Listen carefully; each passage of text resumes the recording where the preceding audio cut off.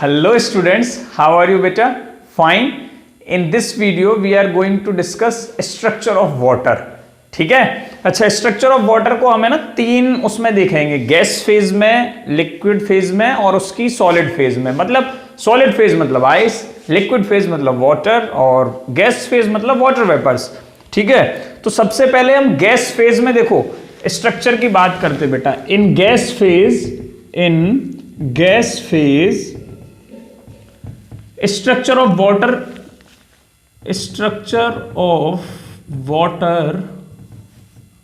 structure of H2O is as follow। ठीक है, कैसा होगा बेटा? देखो स्ट्रक्चर इज एज फॉलो। बीच में एक ऑक्सीजन है। ऑक्सीजन के पास कितने इलेक्ट्रॉन्स रहते हैं? वैलेंस शेल में 6 इलेक्ट्रॉन रहते हैं। 1 2 3 4 5 6। ठीक है, यहां पे आके एक हाइड्रोजन बॉन्ड हो जाता है अपने एक इलेक्ट्रॉन के साथ। ये मैंने हाइड्रोजन का इलेक्ट्रॉन बनाया हुआ है क्रॉस करके। ठीक है, यहां एक हाइड्रोजन आके इस तरीके से, ये इसका इलेक्ट्रॉन है, इससे आके बॉन्ड बना लेता है। जैसा तुम्हें पता है कि 2 इलेक्ट्रॉन से मिलकर एक बॉन्ड बनता है, तो ये 2 बॉन्ड बन गए। और ये वाले 2 इलेक्ट्रॉन 4 इलेक्ट्रॉन, मतलब एक ये लोन पेयर बन गया, एक ये लोन पेयर बन गया। इस तरीके से फ्री रहते हैं। अच्छा, यहां पे ये जो बॉन्ड लेंथ होगी OH के बीच की बॉन्ड, ठीक है बेटा, इस एक तो ये बॉन्ड का नेचर होता है कोवलेंट बॉन्ड। ये सब चीजें आपको याद रखनी है। कैसा बॉन्ड होगा? ये कोवलेंट बॉन्ड होगा। इसकी बॉन्ड लेंथ होगी 95.7 पिकोमीटर। ठीक है बेटा, सिमिलरली ये भी कोवलेंट बॉन्ड है, इसकी भी बॉन्ड लेंथ वही है जैसे ये है। बॉन्ड एंगल होता है इन दोनों बॉन्ड्स के बीच में 104.5 डिग्री। ठीक है, इसकी ज्योमेट्री, अच्छा इसका हाइब्रिडाइजेशन आप निकालोगे तो हम हाइब्रिडाइजेशन कैलकुलेट करते समय क्या करते थे आपको याद होगा, मैंने आपको बॉन्डिंग में पढ़ाया, केमिकल बॉन्डिंग में हम सिग्मा बॉन्ड काउंट करते हैं और lone pair of electrons count करते हैं। तो कितने हैं? 1 2 3 4। कितने बेटा? 1 2 3 4, 4 हुए। तो गिनना स्टार्ट करो उंगलियों पे। 1 के लिए एक S आ गई, P1 सेकंड के लिए, थर्ड के लिए P2 और फोर्थ के लिए P3। हाइब्रिडाइजेशन क्या हो गया? sp3। ये शॉर्टकट तरीका होता है हाइब्रिडाइजेशन निकालने का। तो हाइब्रिडाइजेशन यहां पे ऑक्सीजन एटम का कितना आ गया? sp3 हाइब्रिडाइजेशन आ गया। sp3 हाइब्रिडाइजेशन होता है तो ज्योमेट्री कैसी होती है? टेट्राहेड्रल। हाँ, ये ज्योमेट्री टेट्राहेड्रल ही है। ठीक है, ये ज्योमेट्री टेट्राहेड्रल ही है, बट ज्योमेट्री क्या है बेटा? टेट्राहेड्रल है, बट आनी आइडियली टेट्राहेड्रल चाहिए, टेट्राहेड्रल ही होती है। But due to presence of 2 lone pairs on oxygen LP lone pair and lone pair bond pair repulsion will be there. Lone pair in दोनों लोन पेयर के बीच में आपस में ये दोनों एक दूसरे को क्या करेंगे? रिपेल करेंगे। ये एक दूसरे को रिपेल करेंगे तो ये जैसे यहां थे तो थोड़ा सा दूर चले जाएंगे, यहां आ गए। अब ये बेटा यहां मान लो यहां आ गए कहीं, फिर ठीक है, अब यहां आएगा तो ये क्या करेंगे? बॉन्ड के इलेक्ट्रॉन्स को रिपेल करेंगे। बॉन्ड के इलेक्ट्रॉन को रिपल्स करेंगे तो बॉन्ड कहां जाएंगे? थोड़ा सा अंदर की तरफ खिसकते हैं। ठीक है, तो पहले टेट्राहेड्रल का बॉन्ड एंगल कितना होना चाहिए था? 109.5 डिग्री होता है, आप जानते हो ये बात। ठीक है, अब रिपल्सन हुआ तो ये बॉन्ड पहले जो यहां इतना दूर आना चाहिए था वो अंदर की तरफ खिसक गया, और ये बॉन्ड एंगल फिर ऐसे इधर से भी खिसकेगा, ये बॉन्ड अंदर की तरफ खिसक जाएंगे। ये ऊपर से खिसका, इन्होंने बॉन्ड्स को खिसकाया तो बॉन्ड अंदर की तरफ चले गए और बॉन्ड एंगल रह गया 10.5 डिग्री। समझ में आ रहा है? सर आपने पहले ही 104.5 डिग्री लिखा है, वो उसका मेजरमेंट लिख दिया है मैंने, लेकिन एग्जैक्टली अगर टेट्राहेड्रल ज्योमेट्री होती है तो उसका बॉन्ड एंगल 109.5 डिग्री होना चाहिए, मतलब इससे थोड़ा ज्यादा होना चाहिए, लेकिन कम है यहां पे 104 है। क्यों कम है? Due to presence of these 2 lone pair electrons. ठीक है, 2 लोन पेयर्स। ठीक है, तो क्यों? Due to lone pairs on oxygen, lone pair and lone pair bond pair repulsion will be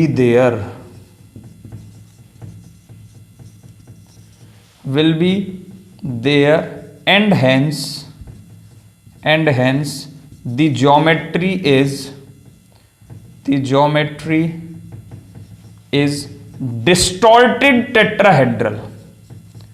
distorted tetrahedral, accurate tetrahedral नहीं है, डिस्टॉर्टेड टेट्राहेड्रल है। और किस में डिस्टॉर्ट हुई है वो, किस में डिस्टॉर्ट हुई है बेटा, बेंट में। बेंट शेप ले लेती है। शेप कैसी हो गई, बेंट शेप हो गई, झुकी झुकी सी शेप हो गई। शेप कैसी हो गई, झुकी झुकी सी, ठीक है। तो बेंट शेप बोलते हैं या एंगुलर शेप भी बोलते हैं। तो ये था structure of water, that is structure of H2O in gas phase. Water phase में कैसा होगा, वाटर फेज में भी ऐसा ही होता है, लेकिन क्या है देखो, गैस फेज में बेटा H2O का मतलब एक वेपर कहीं घूम रही है, एक वेपर कहीं घूम रही है, तो दोनों के बीच में, दोनों वेपर्स के बीच में कोई बॉन्डिंग, हाइड्रोजन बॉन्डिंग तो कोई सवाल ही नहीं उठता है। क्यों सवाल नहीं उठता है, क्यों, क्योंकि एक मॉलिक्यूल वहां, एक H2O का मॉलिक्यूल वहां, तो कैसे बॉन्डिंग बनेगी। लेकिन लिक्विड फेज बनाना है तो क्या ये दोनों मॉलिक्यूल आपस में पास आएंगे, इनके बीच में हाइड्रोजन बॉन्डिंग होने लगती है। तो in liquid phase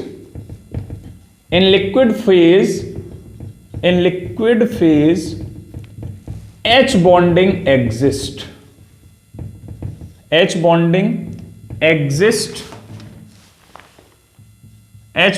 exist between two H2O molecules। Two क्या, बहुत सारे और भी बन सकते हैं, between H2O molecules as follow। कैसी H बॉन्डिंग होगी, मैं एक बार यहां दिखा रहा हूं। जैसे एक H2O ये बना दिया मैंने, एक H2O मान लो बेटा ऊपर है इस तरीके से, ठीक है। तो इन दोनों के बीच में H बॉन्डिंग हो रही होगी।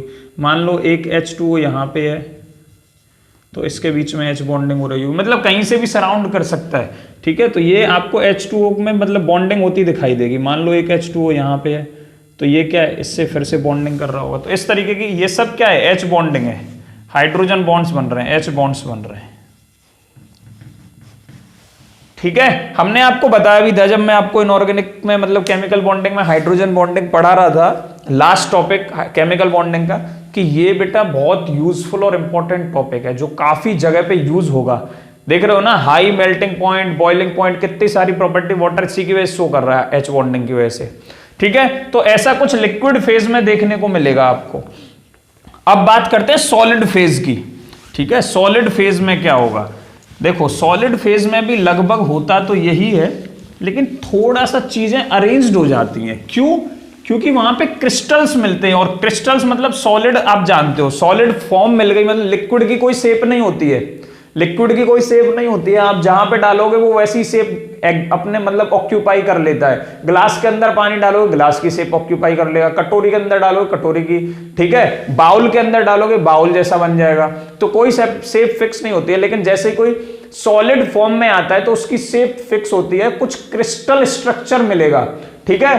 तो आइस के जो मॉलिक्यूल्स होते हैं वो हेक्सागोनल टाइप का स्ट्रक्चर बनाते हैं, हेक्सागोनल टाइप का स्ट्रक्चर बना रहे होते हैं बेटा, ठीक है।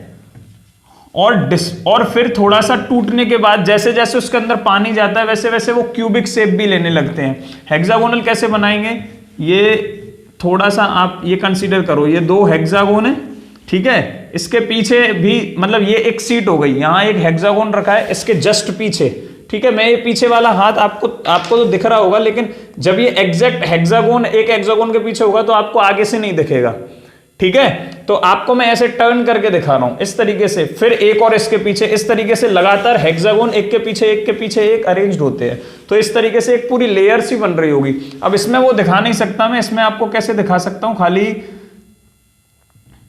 हाँ ऐसे समझ लीजिए,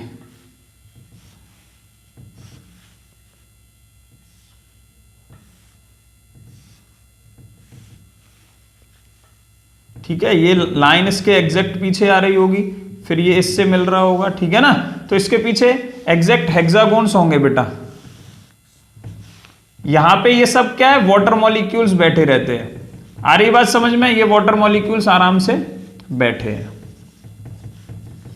अच्छा, एक तो ये तरीका है ऐसे समझने का, ये इस तरीके से बैठे रहेंगे। अब इसको ये क्रिस्टल फॉर्म मैंने आपको दिखा दी, लेकिन एग्जैक्टली वाटर मॉलिक्यूल्स आइस की फॉर्म में देखो कैसे एग्जिस्ट होते हैं। एक H2O ये रहा, ठीक है, ये मुझे थोड़ा मिटाना पड़ेगा, ठीक है, मुझे स्पेस चाहिए बनाने के लिए, मैं इसे मिटा रहा हूं, ठीक है। हेक्सागोनल टाइप स्ट्रक्चर ऐसे होंगे क्रिस्टल स्ट्रक्चर, ठीक है, मुझे स्पेस चाहिए थोड़ा चीजों को समझाने के लिए आपको। कुछ इस तरीके से स्ट्रक्चर होगा बेटा, देखो H2O, ठीक है, फिर यहां पे एक H2O, यहां एक H2O, ठीक है, फिर यहां एक H2O, इस तरीके से उधर भी अरेंज्ड होंगे,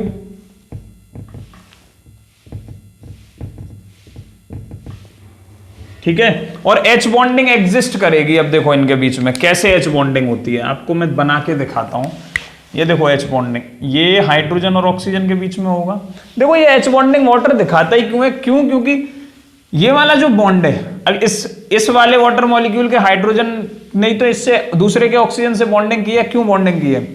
ऑक्सीजन की इलेक्ट्रोनेगेटिविटी बहुत ज्यादा हाई होती है, ये बॉन्ड के इलेक्ट्रॉन्स को अपनी तरफ खींचना स्टार्ट करेगा। डेल्टा नेगेटिव इस पे आया, डेल्टा पॉजिटिव इस पे आया, तो ये बॉन्ड क्या है, बहुत ज्यादा पोलर हो जाता है। अब ये ऑक्सीजन तो इस हाइड्रोजन से खींच रहा है, अब इसके पास कमी आई तो कौन देगा? ये ऑक्सीजन देगा, इसके पास लोन पेयर है, तो इसकी कमी को दूर करने के लिए ऑक्सीजन यहाँ इलेक्ट्रॉन देना स्टार्ट कर देता है। इसे यही H बॉन्डिंग का कॉन्सेप्ट है।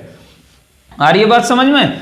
तो बस इसमें कंडीशन क्या है, जो हाइड्रोजन अटैच है उससे एक मोस्ट इलेक्ट्रोनेगेटिव एलिमेंट अटैच होना चाहिए, ज्यादा से ज्यादा उसकी इलेक्ट्रोनेगेटिविटी हो, ठीक है। फिर यहां पे, फिर यहां पे, ठीक है, फिर इस तरीके से काफी सारी H बॉन्डिंग आपको यहां दिख रही होगी, और आप आगे भी देख सकते हो, ठीक है। ऐसा नहीं है कि ये स्ट्रक्चर यहीं खत्म हो गया, आगे भी ऑक्सीजन होगा तो उससे ये वाले हाइड्रोजन बॉन्डिंग बना रहे होंगे, ठीक है। इस तरीके से ये भी बना रहा होगा, ये ऑक्सीजन भी आगे बना रहा होगा, ठीक है, ये हाइड्रोजन भी बना रहा होगा। तो आप एक चीज देख रहे होगे बेटा, ये आइस में कुछ इस तरीके से फिक्स्ड अरेंज्ड होते हैं मॉलिक्यूल्स। वाटर के अंदर तो क्या है, इस तरीके से अरेंज्ड होंगे, रैंडमली कहीं भी कोई H बॉन्डिंग बन सकती है। आइस के अंदर क्या है, एक परफेक्ट क्रिस्टल होता है, परफेक्ट क्रिस्टल के लिए मॉलिक्यूल्स कुछ इस तरीके से अरेंज्ड होंगे। तो आपको एक वेकेंट स्पेस दिख रहा होगा, आपको यहां पे ये वेकेंट स्पेस दिख रहा है, ठीक है। मैं ब्लू मार्कर यूज कर रहा हूं इसे इंडिकेट करने के लिए। ये रहा एक ब्लैंक स्पेस, ये रहा एक ब्लैंक स्पेस, इस तरीके से क्या है, वेकेंट स्पेस क्रिएट हो जाएंगे। अब मॉलिक्यूल तो है लेकिन स्पेस क्या है, वेकेंट है। वेकेंट स्पेस है मतलब इतना ही क्या है, यहां पे क्या है, इतना वेकेंट स्पेस नहीं रहता। ये लिक्विड का केस बनाया हुआ है मैंने, ठीक है, नीचे क्या है, मैंने लिक्विड का केस बनाया हुआ है। यहां कोई इतना स्पेस वेकेंट नहीं रहता, जहां से मौका मिलता है वहां लगा देता, लेकिन यहां फिक्स्ड है कि ये स्पेस खाली रहेगा। अब पानी के अंदर क्या है, इतने से के अंदर इतने सारे मॉलिक्यूल कहीं भी रैंडमली अरेंज्ड है, लेकिन यहां पे स्पेस आ गया बेटा, स्पेस आ गया तो होता ये है, जैसे ही ये मेल्ट होना स्टार्ट होती है, ठीक से समझना, ये बहुत थोड़ा सा साइंटिफिकली कॉन्सेप्ट है। जैसे ही ये बर्फ मेल्ट होना स्टार्ट होगी, वाटर के मॉलिक्यूल्स क्या होगा, आइस में से ही कुछ वाटर के मॉलिक्यूल्स मेल्ट होकर पानी बनने लगेंगे। अब क्या साइड में से पहले साइड में से टूटेगा, तो वो पानी बना, वो क्या करता है, इस स्पेस के अंदर आके इस तरीके से घुस जाएगा, ठीक है, और इस स्ट्रक्चर को धीमे धीमे डिस्ट्रॉय करने लगता है, परफेक्ट क्रिस्टल स्ट्रक्चर को। और फिर परफेक्ट क्रिस्टल स्ट्रक्चर डिस्ट्रॉय हो जाता है, वो लिक्विड बन जाता है। अगर ये crystal structure as it is maintained रहता, ठीक है, अगर ये मेंटेन्ड रहता तो ये हमेशा आइस बना रहता। लेकिन वाटर मॉलिक्यूल्स जब बनते हैं तो इसी के अंदर, स्पेस के अंदर एंट्री मारते हैं, ठीक है, और ये स्ट्रक्चर डिस्टर्ब हो जाता है, ठीक है। तो ये जो वेकेंट स्पेस क्रिएट हो रहा है, यही रेस्पॉन्सिबल होता है आइस की लेस डेंसिटी का, ठीक है, आइस की लेस डेंसिटी का। किससे लेस डेंसिटी हो जाती है? Less density than water, less density than water. इसीलिए क्यों यहाँ पे खाली स्पेस है, इसी खाली स्पेस में और बहुत सारे मॉलिक्यूल्स ऑक्यूपाई हो सकते हैं वाटर के, ठीक है। तो वाटर से क्या है, इसकी डेंसिटी क्या होती है, कम होती है इन्हीं स्पेसेस की वजह से। और क्योंकि फिर वाटर से आइस की डेंसिटी कम होती है, इसलिए वाटर के ऊपर बर्फ तैरती रहती है, फ्लोट्स करती रहती है, फ्लोटिंग करती रहती है, ठीक है। तो आपने देखा होगा, आपने ग्लेशियर्स देखे हैं, ग्लेशियर्स में कहीं कहीं क्या होता है कि अगर नीचे लेक है, जैसे आप यमुनोत्री जाओ, गंगोत्री जाओ, वहां पे क्या होता है, नीचे पानी होता है बेटा, ठीक है, और ऊपर उसके बर्फ तैरती रहती है। कभी कभी नीचे तक वो सॉलिडिफाई होता है एक लिमिट तक, फिर नीचे उसके अंदर पानी होगा ठंडा ठंडा, ठीक है। यही इसका पार्ट, ठीक है, बहुत इंपॉर्टेंट एक रोल प्ले करता है। क्यों? क्योंकि आइस जो है, आइस की एक स्पेशल प्रॉपर्टी है बेटा, वो स्पेशल प्रॉपर्टी ये है कि आइस जो है इंसुलेटिंग का काम करती है। इसका नेचर क्या होता है? इंसुलेटर जैसा नेचर होता है। आइस का क्या होता है? इंसुलेटर नेचर होता है, याद रखना। आयंस को इधर से उधर नहीं जाने देगी। क्यों नहीं जाने देगी? क्योंकि इसके अंदर मॉलिक्यूल्स फिक्स्ड हैं। मॉलिक्यूल्स फिक्स्ड हैं, जब वो इधर से उधर जा ही नहीं रहे आयंस की फॉर्म में टूट के, तो आयंस करंट कैसे कैरी करेगी? हीट अपने आप में से कैसे जाने देगी? तो ये क्या? इंसुलेटर है, थर्मल इंसुलेटर है। आइस क्या है? थर्मल इंसुलेटर है, अपने आप में से हीट को फ्लो नहीं होने देती है। ये प्रॉपर्टी एक बहुत बड़े क्वेश्चन का आंसर बन जाती है। वो क्वेश्चन क्या है कि जो एक्वेटिक स्पीसीज हैं, मछली, ठीक है, क्रोकोडाइल और अलग अलग जो स्पीसीज हैं जो पानी के अंदर रहती हैं, ग्लेशियर्स में, ठीक है, जो नीचे ठंडे पानी में रहती हैं और जिनके ऊपर बर्फ मतलब जो है लेक्स के ऊपर, यमुनोत्री गंगोत्री में बर्फ ऊपर फ्लोट करती रहती है, तो ये आराम से सस्टेन करती हैं। ठीक है, क्यों ऐसा होता है? देखो इनको भी बेटा क्या है ना, ऐसा नहीं है कि तुम कितने भी ठंडे में रख दो, फ्रिज में रख दो, इन पे कोई फर्क नहीं पड़ता है। नहीं, फर्क पड़ता है। उनको भी अपनी बॉडी का टेम्परेचर मेंटेन करना है। लेकिन वो मेंटेन कैसे करती हैं? एक्चुअली में जो वाटर ग्लेशियर्स में जाओगे आप, तो यमुनोत्री या गंगोत्री की बात हो रही है स्पेशल, जो बर्फ ऊपर फ्लोट कर रही है, वो क्या है? इंसुलेटर है। तो अंदर पानी के जो नीचे जो पानी है उसमें जो टेम्परेचर है वो हमेशा मेंटेन्ड रहेगा। क्यों? क्योंकि ये जो ऊपर की बर्फ है ये अंदर के वाटर की हीट को बाहर नहीं जाने दे रही है। ठीक है, क्यों? क्योंकि ये बीच में इंसुलेटर लगा हुआ है। ठीक है, इसलिए वो आराम से घूमती रहती है मछली, उनको कोई दिक्कत नहीं है। ठीक है, और आराम से वो सर्वाइव करती है। तो ये एक इंपॉर्टेंट पार्ट था। ठीक है, तो आई होप कि आपको स्ट्रक्चर ऑफ वाटर अच्छे से समझ में आया होगा। नेक्स्ट वीडियो में हम आपके साथ डिस्कस करेंगे केमिकल प्रॉपर्टीज ऑफ वाटर। ठीक है बेटा, अच्छे से पढ़ते रहिए and thank you for watching my videos.